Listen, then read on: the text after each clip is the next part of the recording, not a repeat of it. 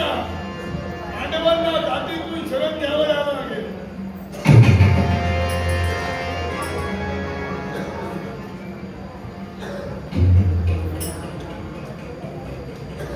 आश्चर्य होतं. कशाबद्दल? महिष्मती नगरात मी प्रवेश केला तर सारा सैन्य युद्धासाठी सुसज्ज. आश्चर्य होतं. कधी आपल्याला पाहिलं नाही. आपण कोण? या नगरीचा राजकर्ता राजा नीलदोष म्हणतात. तोच राजे नीलद होय. समाधान वाटू लागलं. कोणत्या गोष्टीचा असेल तर पांडवांचा यात्रिक अश्व तुम्ही बंदिवान केला. कारण त्या अश्वाच्या मस्तकावर पत्रिकेचं रेखाटन त्याच पद्धतीचं आहे. ज्या विराटांनी शौर्य सामर्थ्य असेल त्यानेच अश्वाला बंधन करावं. नमशाला दादी पुढे घेऊन पांडवांना शरण विराची विराश्री जागृत होऊन अश्वाला तुम्ही बंदिवान केला. साम दाम दंडाने भेद या चतुसूत्रीचा वापर करण्यासाठी पावलाची हितवर पडली. होणार. पहिल्यांदा सामोपचार करतो.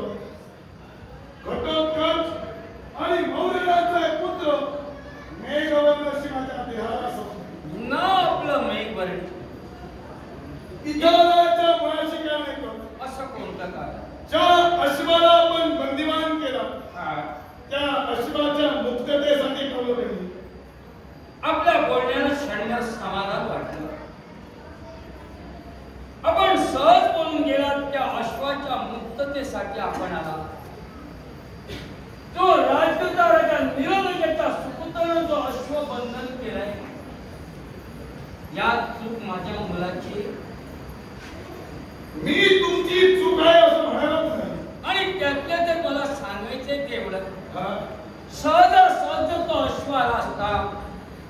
पत्रिका त्याच्या मस्तकावर नसती तर त्याचा विचार केला असता.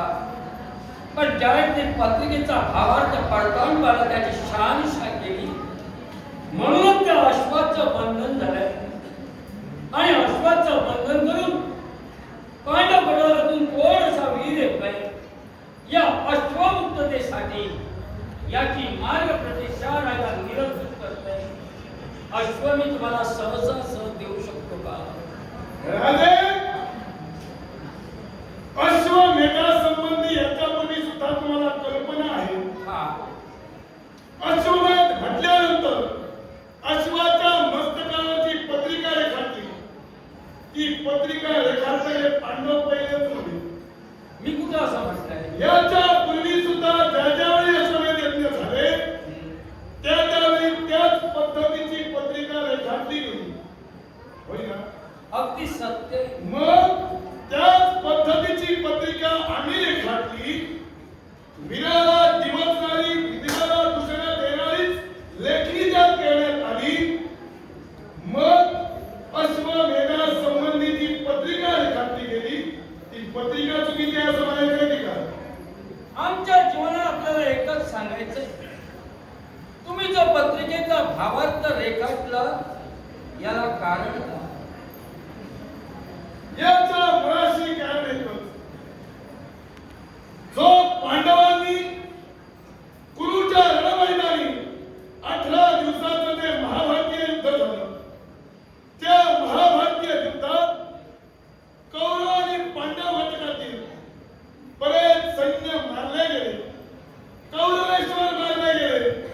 गोत्र हत्येचे पातकी हे पांडव झाले.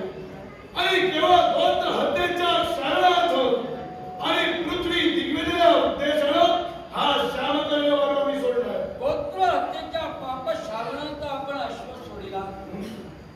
कौरव पांडवांचं युद्ध झालं त्यात जे जगाचे ते अतिरथी महारथी सर्वच धारावरती पडले. रक्तपात झाला. आणि असं असताना याच्यासाठी या गोत्र हत्येच्या पापशालानंतर आपण सर्व काही केला. पण मला सांगा गोत्र हत्येच्या पापशालानंतर हा अश्व सोडला हा माणूस सोडला. मग आता पृथ्वी दिग्विजयासाठी सोडलेला श्यामकर्ण अश्व याचा मग प्रतिस्पर्धी म्हणून जर नातवंत योद्धा आहे तो तुम्हाला प्रतिकार करणार आहे. एखादा राजकर्ता जिंकेल, एखादा जिंकू शकणार नाही. तो तुमच्या शस्त्राचा बळी ठरेल.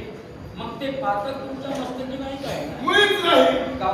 याच्या मुळाशी कारण आहे.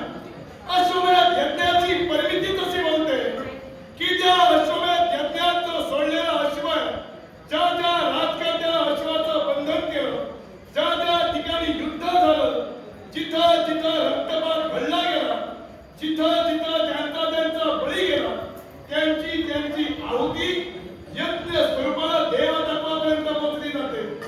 जीवनात देव तत्वापर्यंत पोहोचले जाते सत्य आहे. पण अनेक महाभाग्य पृथ्वी तलावर आहेत, प्रत्येक राजकर्ता आहे. मग तो राजकर्ता जर संपला असेल तर त्याची प्रजा पोरकी होणार नाही का? राजे, राजकर्ता जर का संपला तर त्याची प्रजामध्ये पोरकी होणार. यज्ञ यागादी कार्य ही मानवाने निर्माण केली की देवाने निर्माण केली?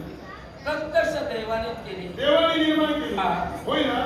मग अश्वमेध यज्ञ सुद्धा पहिल्यांदा जर देवलोकात झाला असेल, मग देवाने आखून दिलेली हे नियम, देवाने निर्माण केलेले यज्ञला तुम्ही चुकीचे कसे काय म्हणता? आमच्या जीवनाला मी चुकीचं म्हटलंच नाही मग तुम्हाला. चुकीचा जर का म्हणत नसाल तर त्या युद्धासमयी ज्यांचे ज्यांचे बळी दिले जातात ते देवतत्वाला पोचले जातात. हे सुद्धा तुम्हाला मान्य करावं लागेल. तुम्हाला सगळ्या गोष्टी मान्य करण्यासाठी मी तो आहे. कारण शास्त्रमंताला जिवंतसाठी तुम्ही तयार झाला.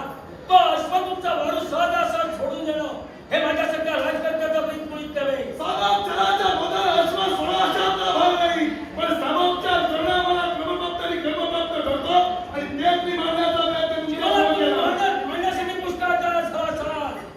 पण या पत्रिकेचा भावार्थ काढला तद्वतच एका शास्त्रमंताने तुमचं अश्वबंधन केलंय. तो सहजासहज मुक्ततेसाठी मुळीत नव्हे. मग राजकर्ता मी तर तुम्हाला सांगतोय, यात कदाचित याच्यानंतर विश्वाच्या ठिकाणी समजा तुम्ही जर का अश्वमेध प्रारंभ केलात तर अश्वाची पत्रिका तुम्ही बदलणार की ना? जीवनात मी बदला असं कधीच म्हटलं नाही. हे शब्द माझ्या मुखातूनच बाहेर पडले नाही. तिथे हे बोलण्याचा शब्द तुम्हाला बाहेर पडत मग नाही. राजे, मग तो अश्व आम्ही बंदिवान केला, त्या मुखातून माझे शब्द पहिल्यांदा बाहेर पडले. साम धाम दंडानी भेद, जे जे सामोपचार ऐकले, ज्यांना रक्तपात नको अशा राजकर्ते आमच्या घटकात सामील झाले.